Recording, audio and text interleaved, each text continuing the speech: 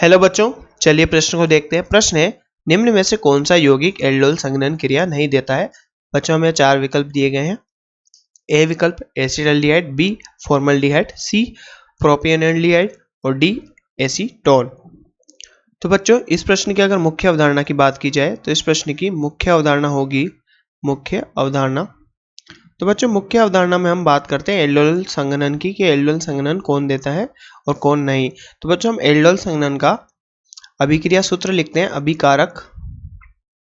अभिकारक प्लस अभिकर्मक मिलकर क्या देता है बच्चों, अभिक्रिया करके उत्पाद। तो बच्चों बात करें वो कौन कौन से अभिकारक हैं जो ये अभिक्रिया देते हैं, ये एल्डोल संघनन देते हैं। तो बच्चों हम बात करें वह एल्डिहाइड और कीटोन, वह एल्डिहाइड और कीटोन बच्चों जिनके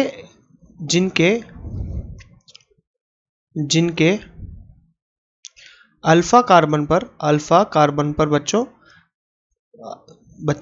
वह एल्डिहाइड और कीटोन जिनके अल्फा कार्बन पर बच्चों न्यूनतम एक अल्फा हाइड्रोजन उपस्थित होना आवश्यक है। बच्चों न्यूनतम एक अल्फा हाइड्रोजन उपस्थित हो।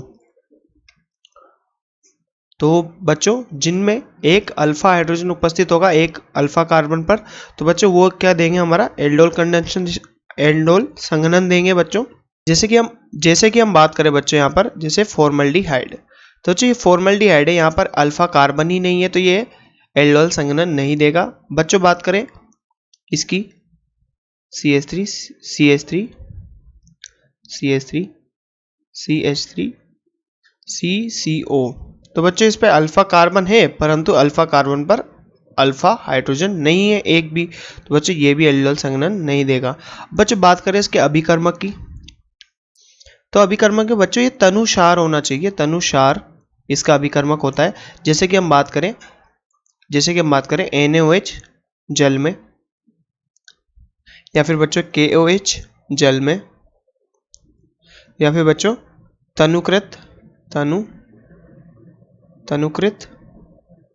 K2CO3। तो बच्चों ये हमारे कुछ अभिकर्मक हो सकते हैं इसके लिए, इस अभिक्रिया के लिए। और बच्चों उत्पाद की बात करें तो यहाँ पर उत्पाद क्या मिलता है बच्चों, हमें उत्पाद मिलता है बीटा हाइड्रोक्सी एल्डिहाइड,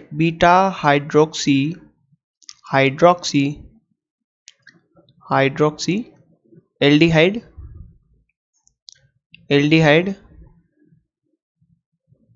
बच्चों हमें मिलता है बीटा हाइड्रोक्सी कीटोन,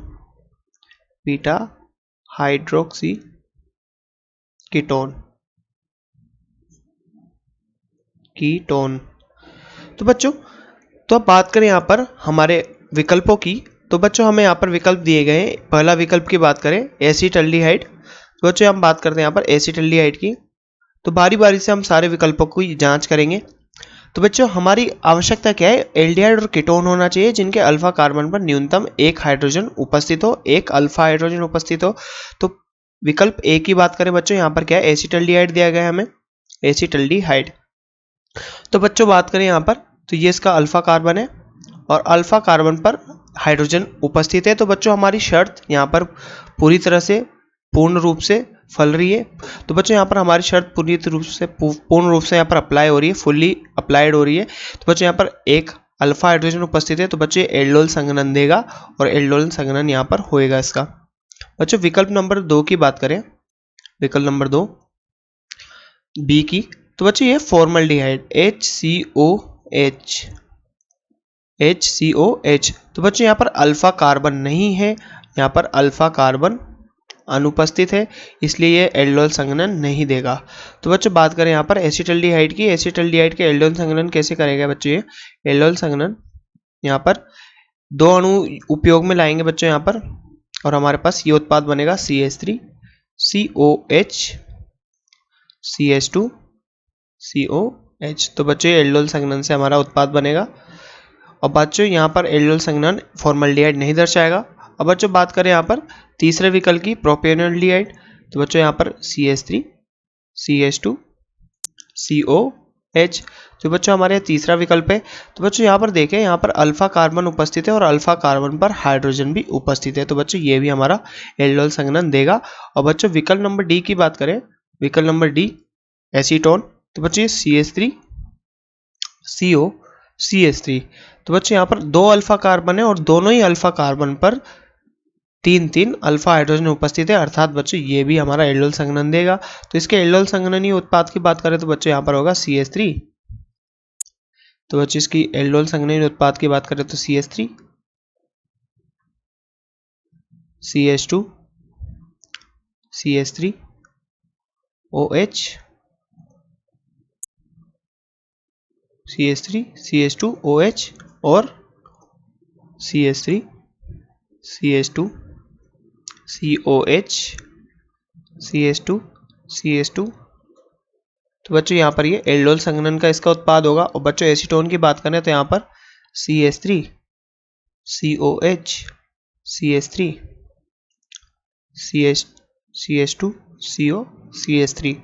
तो बच्चों ये क्या है हमारा, ये अल्फा बीटा। तो बच्चे उत्पाद की जैसे कि हमने बात की थी, उत्पाद होगा अल्फा बीटा। तो ये बच्चे बीटा हाइड्रोक्सी है। और यहाँ पर बात करें तो बच्चे क्या है, बच्चे यहाँ पर ये CH3 और बच्चे यहाँ से बंध जुड़ा हुआ है।